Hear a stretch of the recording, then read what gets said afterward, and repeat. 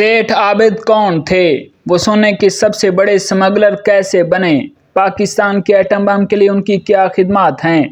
और आबिद सेठ ने अंडरवर्ल्ड में कैसे तहलका मचाए रखा? इसकी मीडिया रिपोर्ट्स के मुताबिक ये 1958 की बात है कि लाहौर जाने वाले सेठ आबिद को कराची एयरपोर्ट पर रोका गया तो उनके पास से 3100 तोला सोना बरामद हुआ। कराची कस्टम हुकाम ने जब प्रेस हैंडआउट में बताया कि उन्होंने 2000 तोले सोना जब्त किया है तो पुलिस की तहवील में मौजूद सेठ आबिद ने उनकी तस्दीक की कि ये 2000 नहीं बल्कि 3100 तोले सोना था। सेठ आबिद जल्द ही जेल से रिहा भी हो गया और सिर्फ 5 माह बाद ही कसूर के करीब वाक़ एक सरहदी गांव में नमूदार हुआ, जहां उसे अमृतसर पुलिस से बचने के लिए सोने की 45 ईंटें छोड़कर फरार होना पड़ा। 6 साल बाद ये शख्स दिल्ली पुलिस की गिरफ्तारी से बचने के लिए मंजर-ए-आम पर आया, जब वो चांदनी चौक में मोती बाजार के एक ताजर के साथ सोने का एक मुआहदा कर रहा था। ये शख्स तो पुलिस से बच निकलने में कामयाब हो गया, लेकिन इसका एक साथी पकड़ा गया और पुलिस ने इससे सोने की 44 ईंटें भी बरामद कर लीं। सेठ आबिद का नाम पाकिस्तान और इंटरपोल की फहरिस्त में शामिल था और ये अक्सर दिल्ली, दुबई और लंदन का सफ़र किया करते।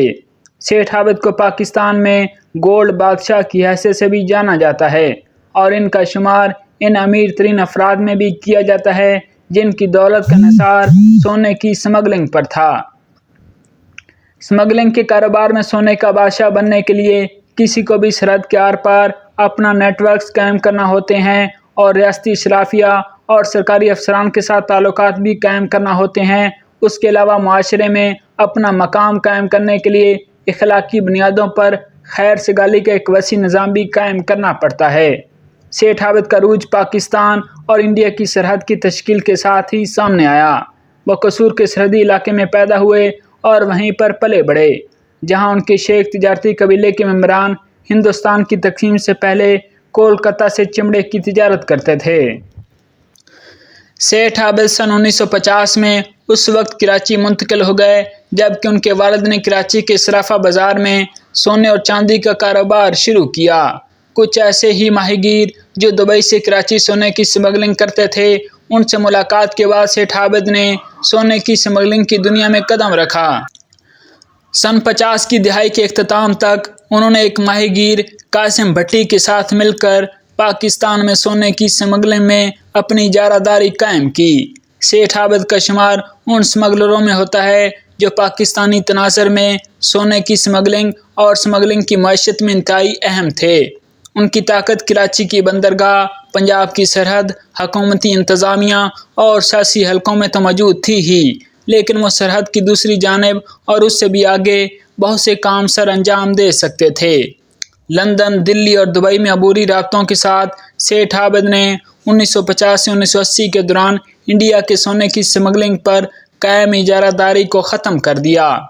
सेठ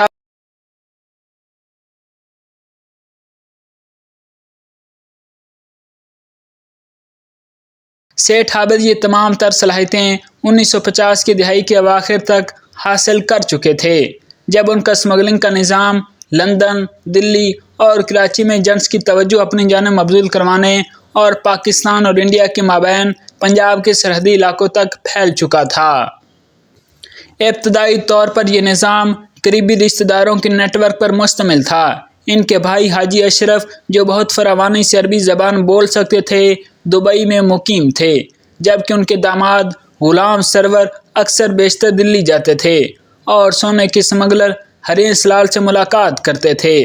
सेठ आबिद का नाम पहली बार इंडियन प्रेस में उस वक्त सामने आया जब 1963 में टाइम्स ऑफ इंडिया ने खबर दी कि पाकिस्तान के गोल्ड किंग के इंडिया में रवाबित हैं, जबकि इनके बहनोई को दिल्ली में सोने की 44 ईंटों के साथ गिरफ्तार किया गया है। ब्रिटिश एयरवेज में काम करने वाले चार्ल्स मेलोनी को सेठ आबिद का बरतानिया में सहूलतकार फ़र्ज किया। सेठ आबिद हर बरस हज पर भी जाते और उसके साथ ही अरब शेख ऑपरेटर्स के साथ अपने ताल्लुकात को बेहतर बनाते।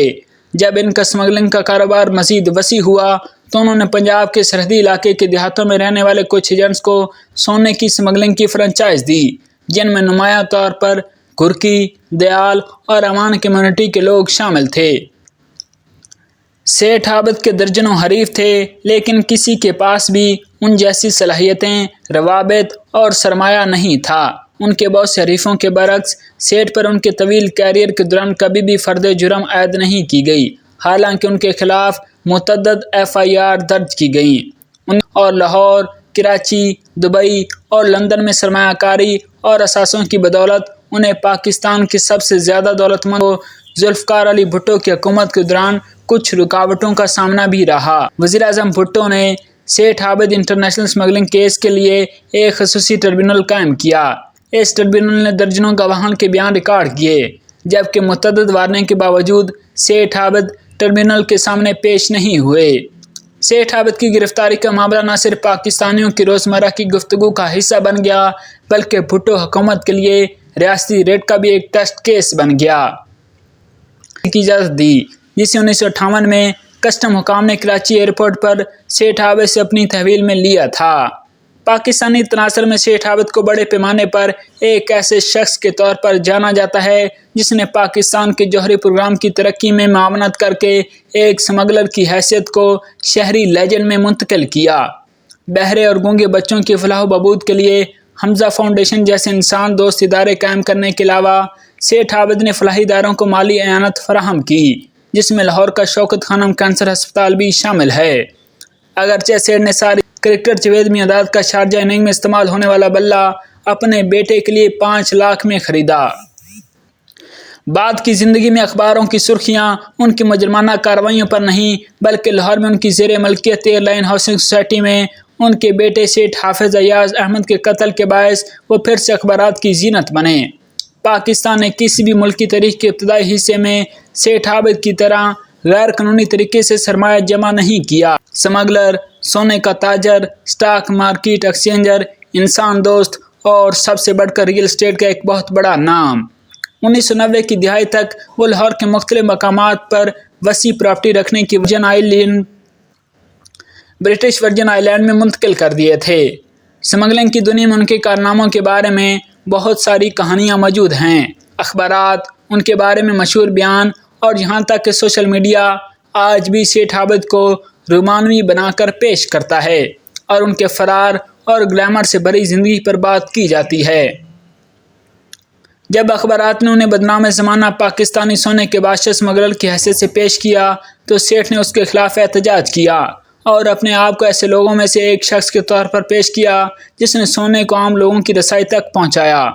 سرحدی کاموں کے بارے میں دنیا کے سامنے اپنے ویژن کو واضح کرتے ہوئے سیٹھ عابد نے لاہور کے ایک اخبار کے ایڈیٹر کو بتایا کہ مجھے سونے کا بدنام اسمگلر کیوں کہا جاتا ہے۔ میں اپنی بہنوں اور بیٹیوں کی شادیوں کے لیے سستا سونا فراہم کر رہا ہوں۔ میں معاشرے اور ریاست کے لیے عمدہ خدمات انجام دے رہا ہوں۔ کسی بھی تعریف اور پہچان کے بجائے میں بدنام ہو چکا ہوں۔ سیٹھ عابد اب وفات پا چکے ہیں، لیکن ان کی شخصیت آنے والے دنوں میں کئی اشکال اور معنوں میں زندہ رہ سکتی ہے۔